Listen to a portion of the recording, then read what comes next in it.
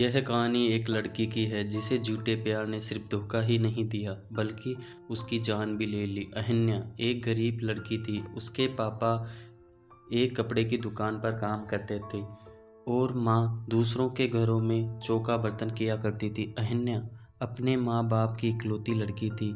उसके माँ बाप ने उसे बड़े लाड़ प्यार से पाला था। वह चाहते थे कि अहन्या पढ़ लिख कर बड़े आदमी बने, जिससे उसके सिर से गरीबी का कलंक मिट जाए। अहन्या ने जब 10वीं का इम्तिहान पास किया तो उसके माँ बाप बहुत खुश हुए। उन्होंने कस्बे के एक इंटर कॉलेज में उसका नाम लिखवा दिया। इंटर कॉलेज उसके घर से थोड़ी दूर पर था, इसलिए उसके माँ बाप ने किसी तरह पैसों का जुगाड़ करके उसे एक पुरानी साइकिल भी दिला दी, जिससे अहन्या को स्कूल जाने में कोई परेशानी ना हो। अहन्या जब साइकिल पर बैठकर स्कूल जाती तो उसे लगता कि जैसे वह आसमान में उड़ रही हो। ये उसका बहुत पुराना सपना था, उसके माँ बाप की वजह से पूरा हुआ। इसलिए वह रोज़ समय से स्कूल पहुंच जाती और मन लगाकर पढ़ाई करती। लेकिन एक दिन अहन्या की ज़िंदगी में एक नया मोड़ आया। दोपहर का समय था। स्कूल से छुट्टी होने पर उसने अपनी साइकिल ली और घर की ओर चल पड़ी। लेकिन अभी वह थोड़ी दूर ही आई थी कि पीछे से आती एक बाइक उसे बगल से गुजरी। बाइक को जो लड़का चला रहा था वह उसके ही उम्र का था। लड़के ने थोड़ा आगे जाकर अपनी बाइक रोक दी और अहन्या को रुकने का इशारा किया। अहन्या उस लड़के को अक्सर रास्ते में देखा करती थी। जब भी वह स्कूल जाती और स्कूल से आती तो वह लड़का सड़क के किनारे खड़ा होकर उसे देखा करता था। शुरू में उसे देखकर अहन्या को बहुत गुस्सा आता था, लेकिन धीरे धीरे वह उसे अच्छा लगने लगा था। इसी तरह से रास्ते में रोके जाने से अहन्या घबरा सी गई। पहले उसका मन हुआ कि वह अपनी साइकिल आगे बढ़ा दे, लेकिन फिर न जाने क्या सोचकर उसने अपनी साइकिल में ब्रेक लगा दिया। वो लड़का अहन्या के पास गया और धीरे से बोला, मेरा नाम सुमित है। मैं रोज़ आपको स्कूल जाते हुए देखता हूँ। अगर आप बुरा ना मानो तो मैं आपसे कुछ कहना चाहता हूँ। अहन्या के मुंह से सिर्फ इतना ही निकला, क्या? सुमित। सुमित ने अपनी शर्ट की जेब से एक गुलाब की कली निकालकर उसके उसके हाथ में रख दी और उसकी मुट्ठी बंद करते हुए बोला, मैं तुमसे बहुत प्यार करता हूँ। उठते बैठते सोते जागते हर समय बस तुम्हारे बारे में सोचता रहता हूँ। सुमित और भी बहुत कुछ कहना चाहता था, पर अहन्या ने उसे चुप करा दिया। फिर सुमित ने अहन्या की आंखों में आंखें डालकर पूछा, तो आपको मेरा प्यार कबूल है? अहन्या शर्मा गई और उसने चुपचाप हाँ में अपनी गर्दन हिलाई और साइकिल पर बैठकर तेजी से साइकिल चलाते हुए अपने घर को चली गई। इसी तरह अहन्या और सुमित की बातचीत शुरू हो गई। सुमित रोज उसके लिए कोई न कोई गिफ्ट लाता और उसके लिए जीने मरने की कस्में खाता। उसकी बातें सुनकर अहन्या दीवानी हो जाती और सपनों की दुनिया में खो जाती। एक दिन सुमित ने अहन्या को कहीं घूमने चलने के लिए कहा। पहले तो अहन्या ने जाने से मना किया, लेकिन फिर वह तैयार हो गई। उस दिन अहन्या बहुत खुश थी।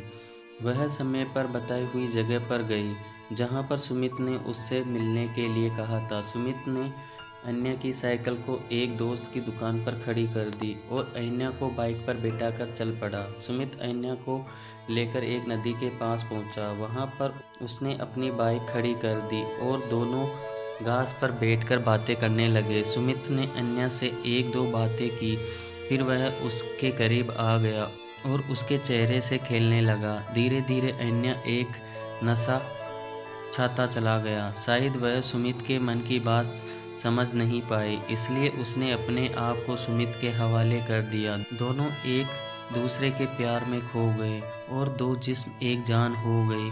अभी वह दोनों ठीक से नॉर्मल भी नहीं हो पाए कि तभी न जाने कहां से वहां पर 3 लड़के आ गए। उन्हें देखकर अहन्या डर गई और जल्दी जल्दी अपने कपड़े ठीक करने लगी।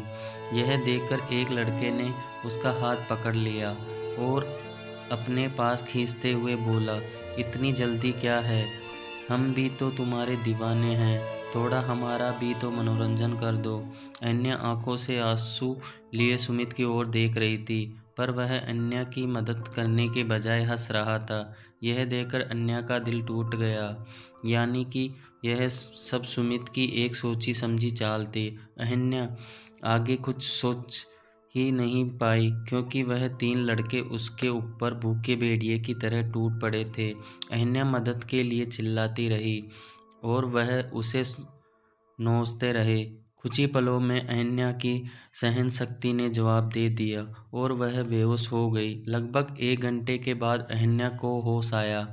वह तीनों लड़के और सुमित वहां से जा चुके थे। दर्द की वजह से उसके शरीर में जान नहीं बची थी। उसकी आंखों के आगे अंधेरा छाया हुआ था। उसके सारे सपने चूर चूर हो चुके थे। उसे अपना जीवन समाप्त होता हुआ नजर आ रहा था। अहन्या सोच रही थी, क्यों मैंने सुमित की बातों पर विश्वास किया? क्यों मैं उसके साथ बस्ती से इतनी दूर यहाँ पर आ गई?